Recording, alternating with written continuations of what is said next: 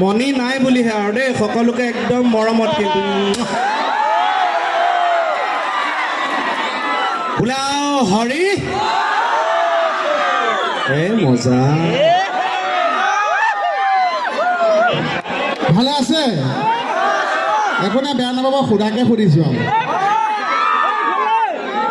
আশা কৰোঁ সকলো ভালে আছে বতৰৰ মাজতে পৰা বিয়াত মানে বিধি পথালি দিলে এতিয়া বতৰ মুকলি হ'ল মানুহৰ মন মুকলি হ'ল গতিকে ভাল লাগিছে মোহন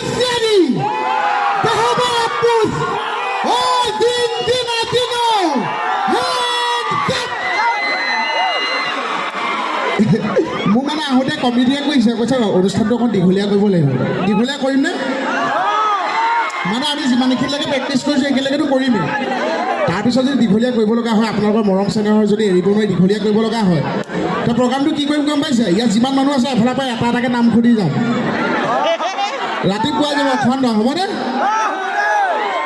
এনেকৈ ছোৱালীয়ে হাত দাঙি নিদিবা কমল ভনী গ'লে মনত পৰি যায়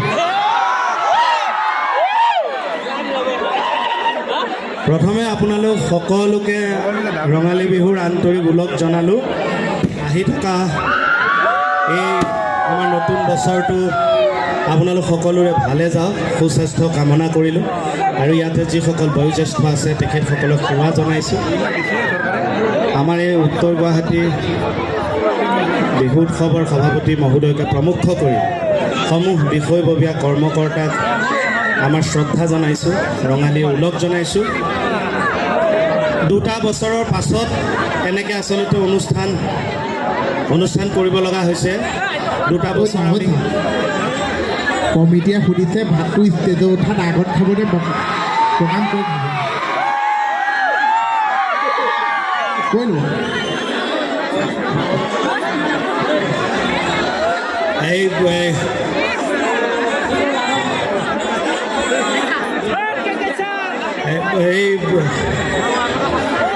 কি কৈ আছিলে পাহৰি থাকিলোঁ কি কৈ আছিলোঁ মই এতিয়া কৈ আছিলোঁ যে এই কথা কৈ দিলোঁ মাজত নহয় মণিপুৰ কিবা বজাৰ কথা চাবাচোন দেই মণি কাণ্ডটো মই ইয়াতে কমিটি বোৱাৰী এজনী আছে মোক কৈছা আপোনাৰ মানে বহুত ভাল পাইছে হ'ল মই মণিপুৰ কি কৈছে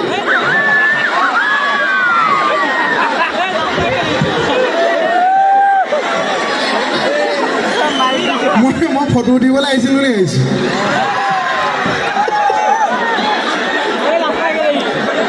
ভয় খাই গ'লো দেই এইকেইটা চাওঁ আমাৰ চেহেৰাটো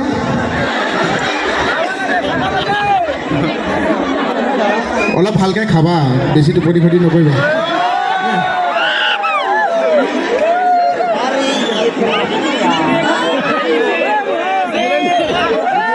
এতিয়া মানে কথাটো কেনেকুৱা হ'ব ধৰক যদি আপোনালোকৰ বা মানে এই মাজত মানে কথা কৈ থকাৰ মাজত এইবোৰ হৈ গ'লে বিৰাট দিগদাৰ ৰিদমটো ব্ৰেক হৈ যায় পাহৰি থাকোঁ এতিয়া নহয় কমিটি কিবা কথা কৈ আছিলে কমিটি কিন্তু সঁচাকৈ একদম বহুত ধন্যবাদ আমি শ্ব'বোৰ কৰি আছোঁ তথাপি এই সমিতিৰ যিখিনি মানে আতিথ্য সঁচাকৈ খুব ভাল লাগিছে কিন্তু খুব ভাল লাগিছে ধুনীয়াকৈ কমিটিয়ে সুধিছে আমি হাঁহে মাহে বনাইছোঁ মই কৈছোঁ আজি হাঁহটো দিয়ে মাহখিনি আমি ঘৰত খাম এতিয়া হাঁহখিনি খা মাহটো লৈ গৈ ঘৰত খাম তাৰ আগতে সুধিয়া বোলে এইখিনি খোৱাৰ আগতে মই কেকেচাৰৰ চৰ এটা খাই আহোঁ নেকি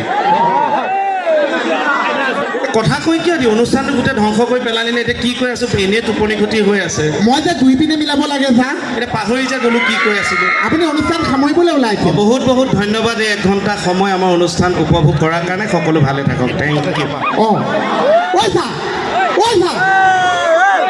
ক'লে যায় অনুষ্ঠান শেষ বোলে ভাষণটো শেষ হৈছে অনুষ্ঠান আৰম্ভ হৈছেহে কি কৈ আছিলোঁ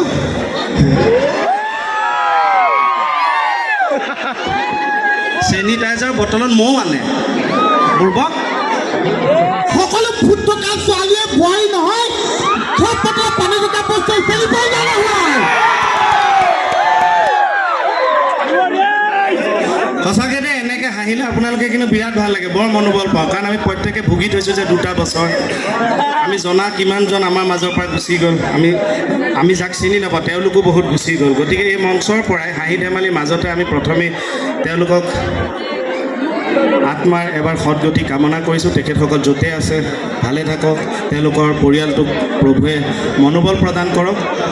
আৰু সেইখিনি সময়ত যিসকলে আমাক জীৱন দিলে, যিসকলে আমাক সুৰক্ষা দিলে, ডাক্তৰ, নাৰ্ছ, আমাৰ বিভাগৰ মানুহ, পুলিচ প্ৰশাসনৰ, সাংবাদিকসকল, তেখেতসকলকো বেহাৰবাৰী আউটপোষ্টৰ তৰফৰ পৰা মই কৃষ্ণ কমল খাটনিয়াৰে শ্ৰদ্ধা জনাইছোঁ।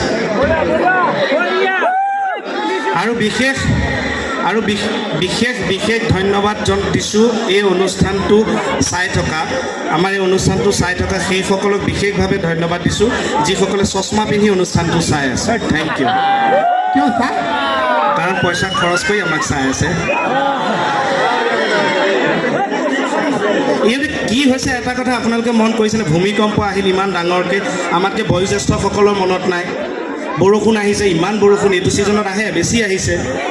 ভূমিকম্প কি হৈছে? এতিয়া সেইদিনা দেখিছোঁ গৰু বিহুৰ দিনা গৰু নোৱাবলৈ লৈছোঁ, গৰুটো লাথ মাৰি দিয়ে, চুবলৈ নিদিয়ে। মই ভাবিছোঁ কি হৈছে? কিবা প্ৰাকৃতিক সঁচাকৈ পৰিৱৰ্তন হৈছে নেকি জীৱ জন্তুবিলাকৰ? হে, প্ৰাকৃতিক একো পৰিৱৰ্তন হোৱা নাই। আপুনি হালধিটো পৰিৱৰ্তন কৰি থৈছে। কি কৰিছোঁ? মইতো হালধি দিয়ে ঘঁহিছোঁ। শুকান হালধি দি গৰু নোৱালে ক'ত গৰুৱে নলঠিয়াব? আপোনাক কি চুমা খাব? মানে এইটো হালধি, এইটো গৰুকটো হালধিয়ে নোৱাৰো দেখোন। হালধিচোন তেলে নিদিছে। তেল নাই দিয়ক, মিঠাতেলৰ ইমান দাম, মই গৰু নোৱাতে তই তেল দি ল'বি নে? গৰুৰ কাৰণে খৰচ নকৰে, নিজৰ কাৰণে হ'লে পোৱা তেল খৰচ কৰে। মোৰ কাৰণে কি তেল খৰচ কৰিছোঁ? নিজে যে খাই তেল, মিঠাতেল। আমি নাখাওঁ, আজিকালি বিশ্বাস নকৰিব। তেলটো এনেও খোৱাও বেয়া, আৰু পিছত বেছিকৈ খাওঁ মানুহে ক'ব কেকেটো তেল ফাটিছে। ফাটি নাই আমি। এতিয়া আমি চিকেন আনিলে ঘৰত চব বইল খাওঁ, আমি তেলেই উঠাই দিলোঁ। আৰু যদি আলহী আহিলেও আমাৰ নিয়ম একেটাই, আমি বইলে খাওঁ, আলহীকো বইলে দিওঁ, খালি 1 চামুচ মিঠাতেল দিওঁ, আলহীক দাঁতত মাৰি ল'বলৈ দিওঁ। বোলে হৰি আমি